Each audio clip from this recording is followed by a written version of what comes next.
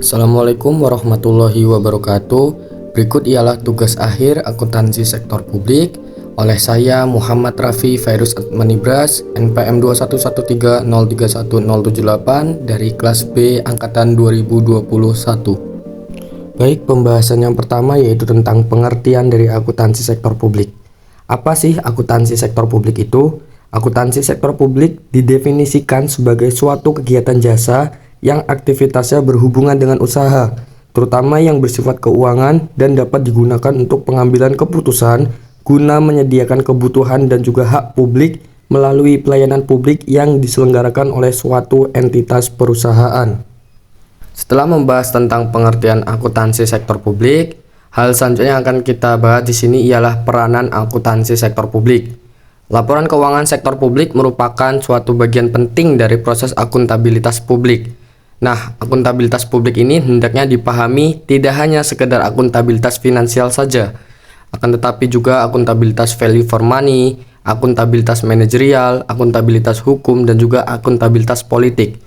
Akuntansi sektor publik merupakan suatu alat informasi bagi pemerintah sebagai manajemen maupun alat informasi bagi publik, serta informasi akuntansi ini juga digunakan pemerintah sebagai suatu proses pengendalian manajemen, terutama dalam hal alokasi sumber daya yang ada.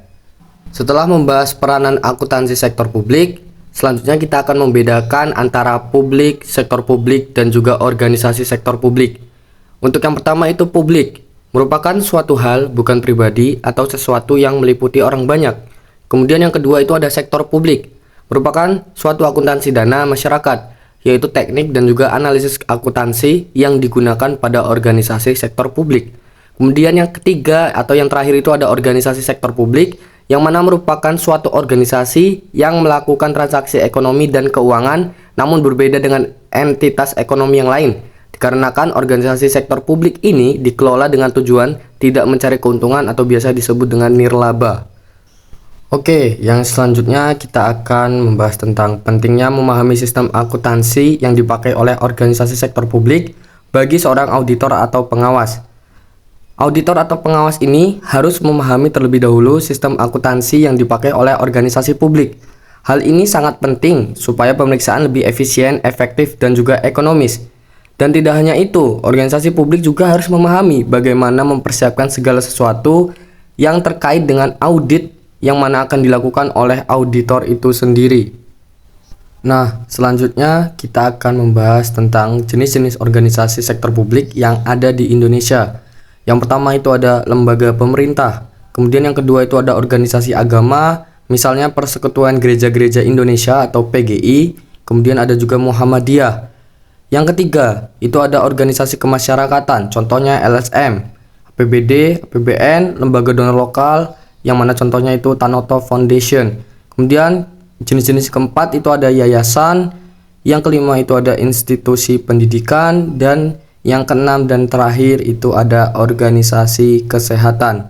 Setelah kita mengetahui jenis-jenis organisasi sektor publik yang ada di Indonesia, selanjutnya kita akan membahas tentang inti dari perencanaan publik. Perencanaan publik merupakan suatu langkah awal perencanaan, proses pertama dan sangat menentukan keberhasilan proses selanjutnya. Nah, untuk pengertian dari perencanaan ini ialah kegiatan yang menetapkan tujuan organisasi dan juga diikuti dengan pembuatan rencana untuk mencapai tujuan yang telah ditentukan di awal. Oke, pembahasan terakhir kita mengenai alur kerja dalam kegiatan pelaksanaan program publik. Yang pertama, kita harus melakukan perencanaan publik. Setelah itu kita melakukan penganggaran publik, kemudian kita melakukan realisasi anggaran publik. Seterusnya kita mengadakan barang dan juga jasa publik. Setelah itu kita melakukan pelaporan sektor publik dan juga audit sektor publik. Yang terakhir itu kita melakukan pertanggungjawaban publik. Oke, mungkin itu saja yang dapat saya sampaikan, mulai dari pengertian akuntansi sektor publik hingga alur kerja dalam kegiatan pelaksanaan program publik. Oke, itu saja yang dapat saya sampaikan pada kesempatan kali ini. Kurang lebihnya saya mohon maaf. Cukup sekian dan juga semoga bermanfaat. Thanks for watching.